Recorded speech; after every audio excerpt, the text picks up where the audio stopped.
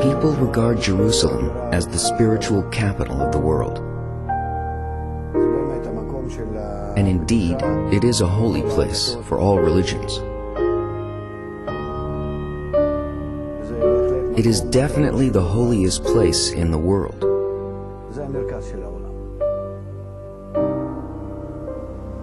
It is the center of the world because there's a special force here.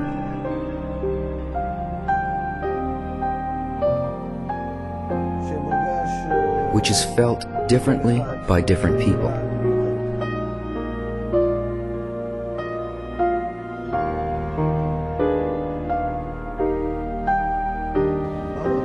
What is this force that a man suddenly feels within him, operating on him, drawing him towards Jerusalem?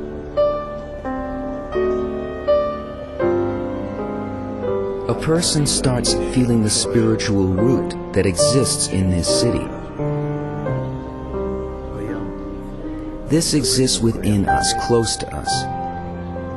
It has spiritual, eternal life. It's the force of love.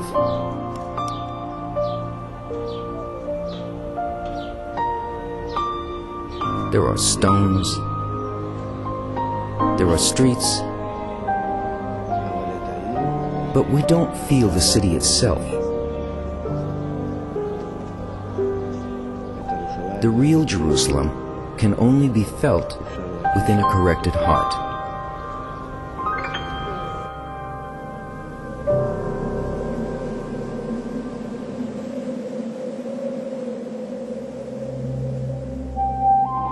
Everything we have in this world descends from above downward.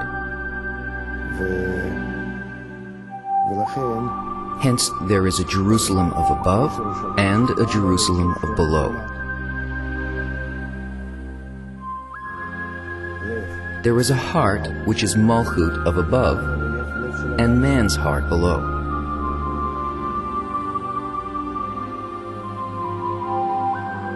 If we wish that the city of Jerusalem be built, we must first build our heart. We must correct it. What is the heart? In spirituality, a heart is man's desire.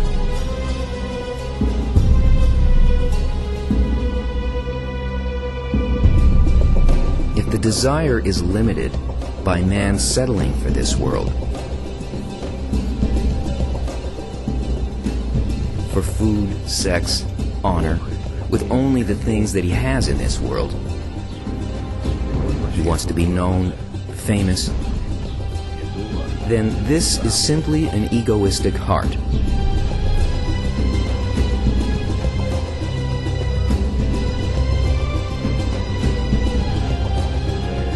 So man is satisfied with this world, and he doesn't need the spiritual Jerusalem.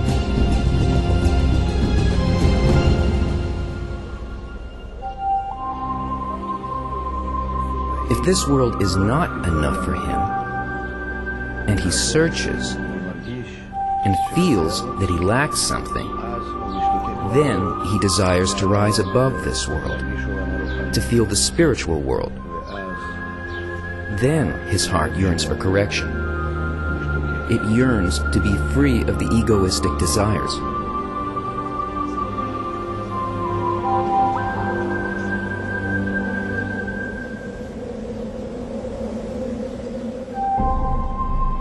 This does not happen all at once. First, a man builds a wall dividing all his desires between clean and unclean, egoistic and altruistic desires, just like the city wall.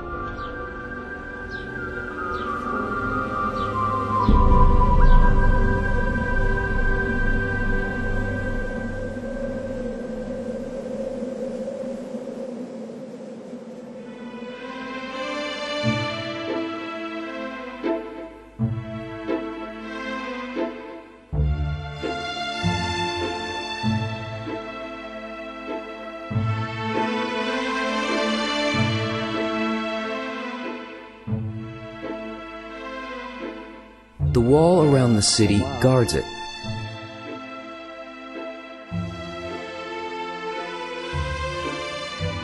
When a person corrects his heart to be as Jerusalem,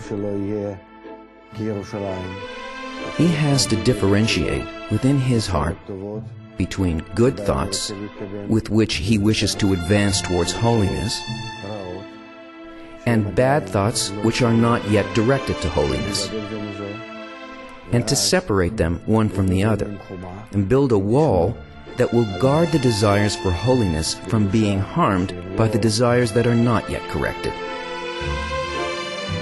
And once he has this wall, behind it, the city will be built.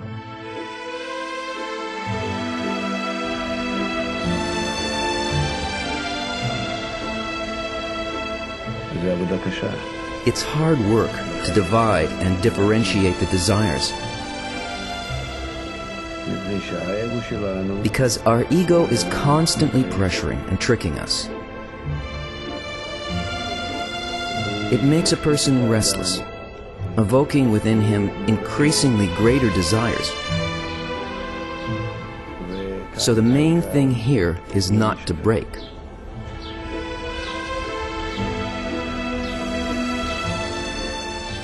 One must guard the great desire for spirituality, like guarding a special flower.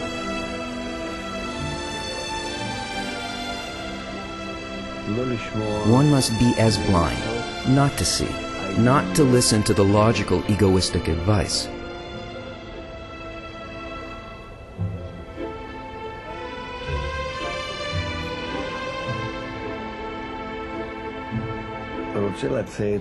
If, despite everything, one really wishes to exit his egoistic world and enter Jerusalem of above, what can he do? He must search for the gate that will lead him into the city.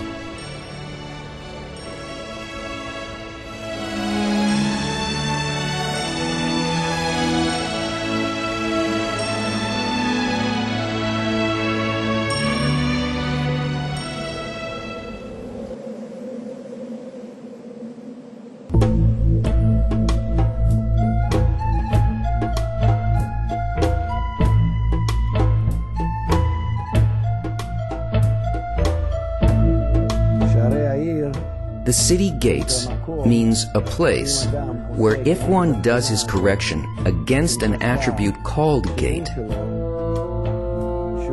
then he achieves equivalence of form with a special attribute that is found throughout the wall, and the gate opens up and he enters.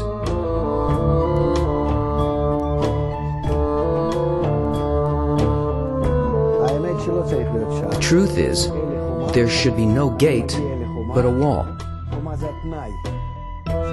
I reach the wall, which is a condition that if I fulfill it, the entry opens up and I pass through.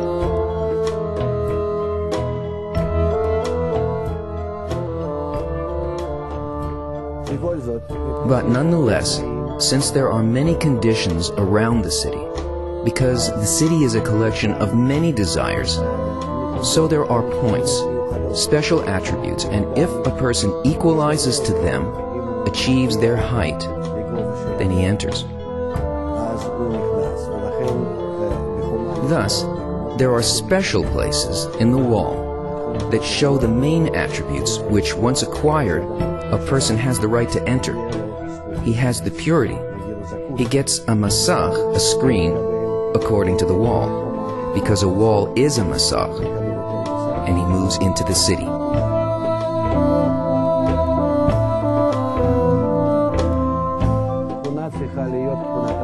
The attribute must be the attribute of bestowal, the attribute of giving.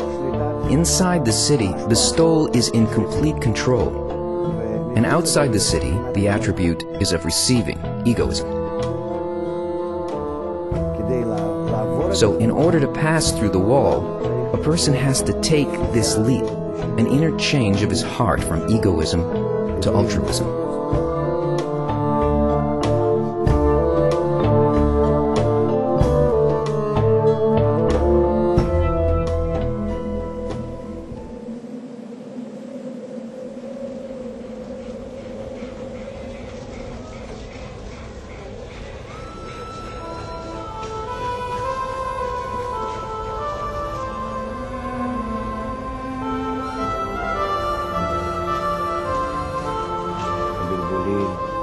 The road by which you approach the spiritual Jerusalem is made of mistakes, confusions, feelings of despair, helplessness. These are all states where you feel that you advance and then leave, and still you are going through it, becoming corrected. This is what is called approaching and nearing Jerusalem.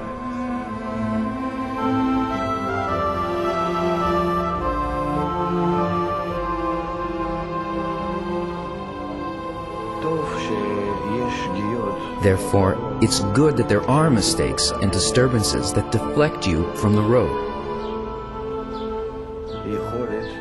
It actually gives you an ability to suddenly stand and check yourself.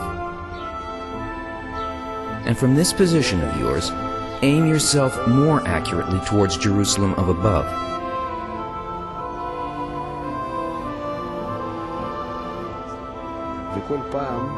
Each time, Jerusalem looks different to you. And your states are different.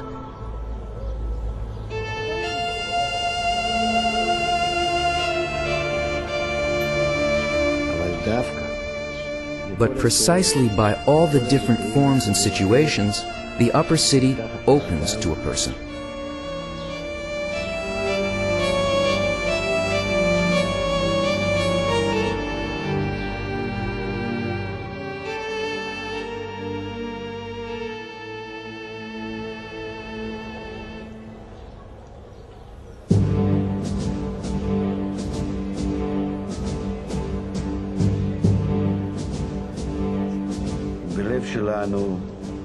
Today, there is a ruin in our heart. Take a look at this world. It's broken to pieces, and it's rocked by wars and suffering.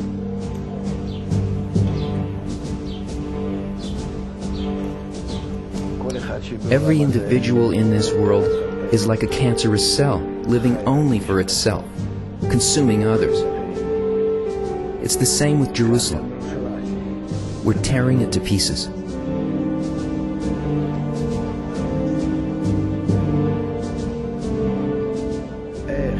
How could it be that in such a state, the attributes of Jerusalem will suddenly awaken? The capital of unity and love. Jerusalem of adhesion, when there's no unity among its residents.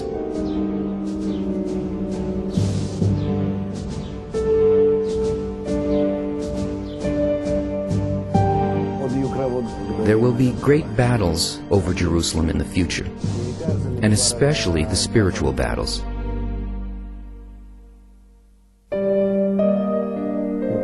This is because the forces of Klippa, shells, and the forces of Kedusha, holiness, always try to get hold of the place where the upper light should come. And this struggle will not stop until Gemar Tikkun, the end of correction, when the greatest battle will take place, the completion of the Gog and Magog war, which at this very moment is at its climax.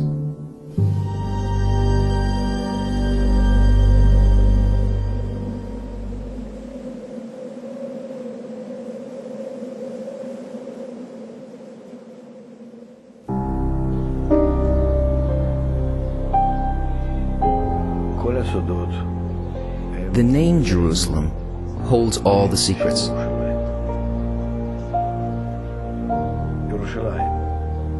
Jerusalem means the highest, corrected, and perfect awe.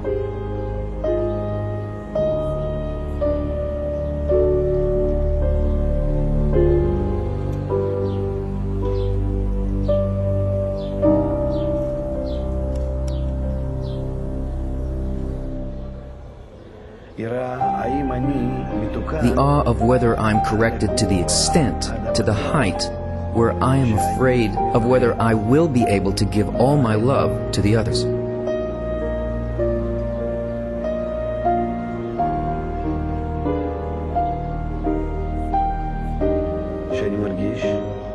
Then, on top of this fear that I feel, the understanding of the method opens up, the system of the lights and forces.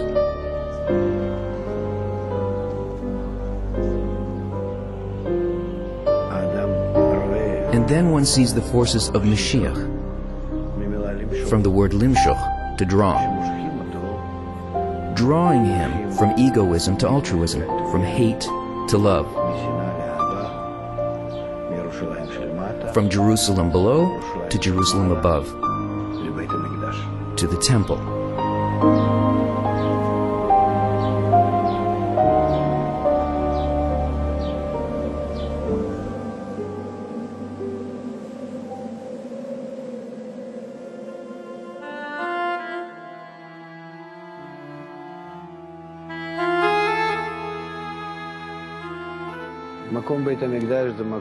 The temple is a place where the spiritual forces are concentrated.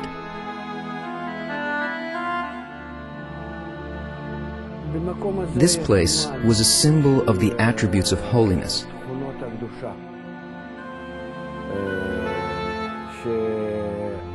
Man used to have these forces which operate in spirituality, which controlled him according to his desires.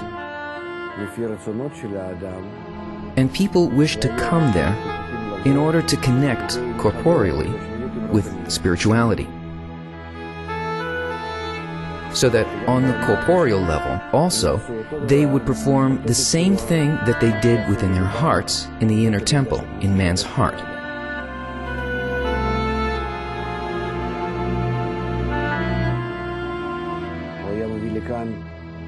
Man used to bring fruit, donations, and tithes to the stones.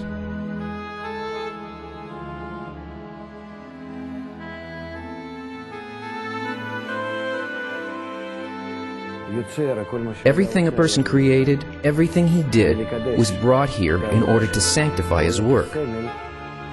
This was as a symbol of the spiritual inclination within his heart.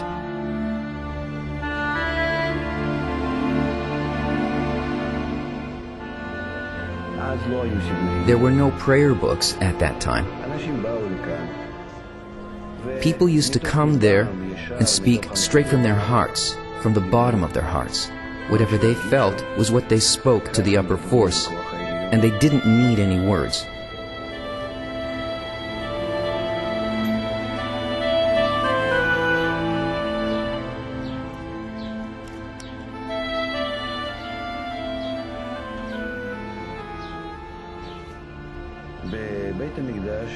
The priests were the people who served in the temple, those who were absolutely clean of the worldly ego,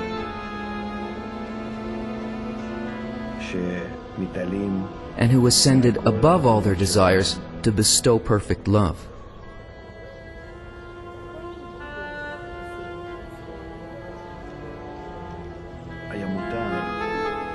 They were the only ones allowed to receive the donations and tithes, because none of them could take it for themselves, so they passed on everything they received to the temple.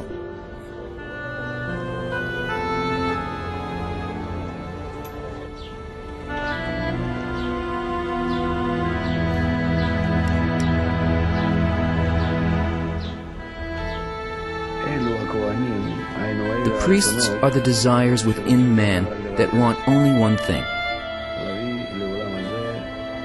to bring the knowledge of the upper force to this world. These great, exalted desires exist in each of us, and there will come a time when these priests will awaken within us.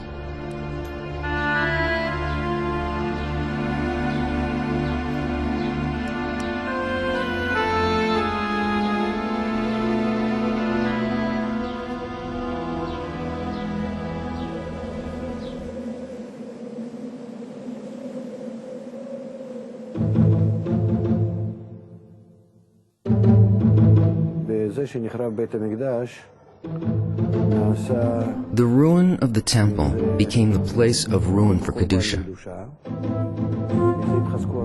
thus allowing the klipot, the forces of impurity, the egoistic forces, to grow stronger. Since then, they surround this place, wanting to suck the abundance and the power from it. Indeed, that's what they do, and they grow stronger. We, on the other hand, do not feel strengthened by it, but rather we feel weakness and emptiness and misery, since it's not the klipot, but us that have to start the correction and draw everyone else to correction, to the spiritual ascension, so that the klipot will also have no choice but to ascend to spirituality and disappear. Then there will be a house, as it is written, "My house will be called the house of prayer for all nations, one temple for all humanity."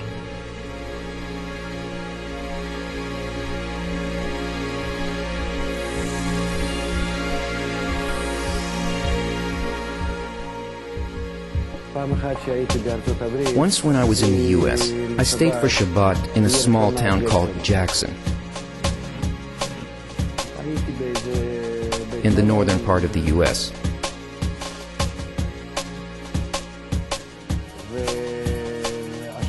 I was staying in a hotel, and I sat on the lawn with a person staying next to me, who was a simple working-class German, as I could tell by his hands. He realized immediately that I was Jewish, and he asked me where I was from. I told him that I was from Israel, and he had only one question, which was really a serious question. He asked it painfully, "Why aren't you building the temple?" So I told him, how is it possible to build the temple if there's ruin in our heart? And he understood this, and he said, "So let's start from that."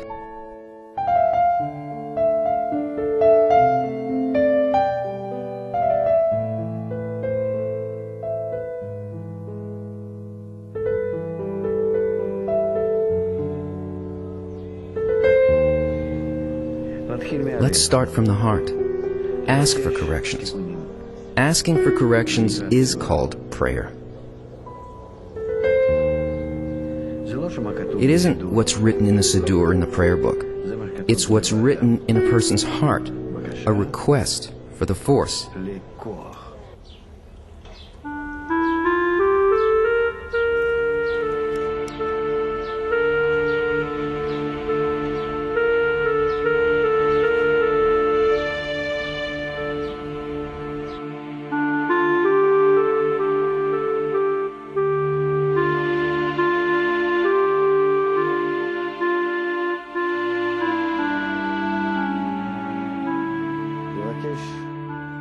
To ask for the force is what will elevate us above this world to the spiritual world, from egoistic desires to altruistic qualities, to bestowal, to love.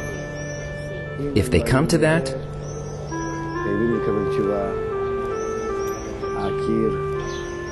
they must receive an answer. The wall, the kotel, the western wall, must give them a masach. The wall is a masach.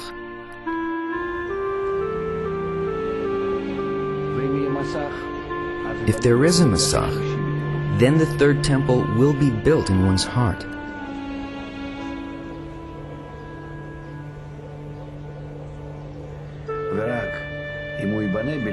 And only if it is built in one's heart can a person describe it and write about it to the smallest detail.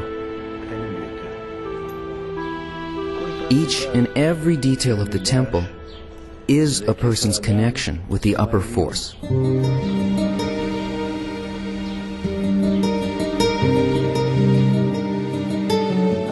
There is only one prayer. A prayer for the sake of all, that a person will connect with the whole, with all of the others, as one body, as one man in one heart, one big heart in which all of humanity will unite. Only one prayer can reach the upper temple, and it's from there that the answer comes. It's a prayer that we shall all unite and ascend in holiness, meaning that we attain the spiritual forces and live on the spiritual level.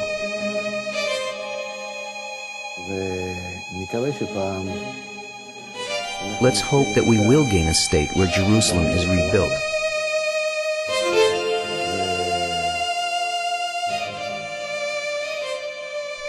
and above these walls there will be a city which will be a true holy city.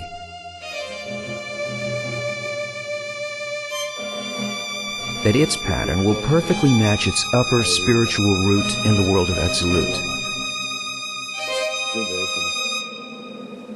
That is the real Jerusalem.